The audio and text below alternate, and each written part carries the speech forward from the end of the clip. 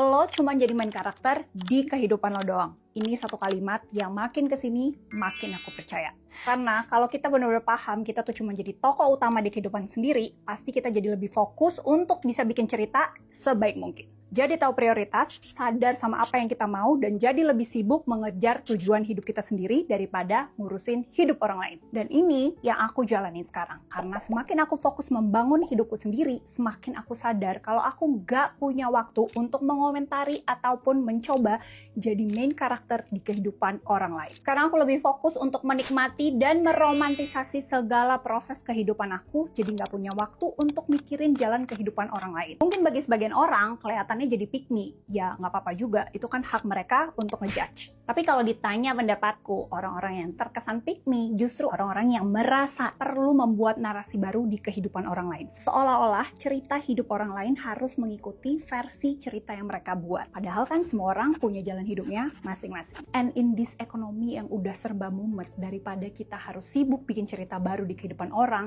kenapa nggak energinya mendingan kita pakai buat membangun cerita hidup kita sendiri. Jadi udah saatnya kita buat cerita kehidupan kita untuk indah dibaca ataupun didengar, at least sama diri kita sendiri kelak.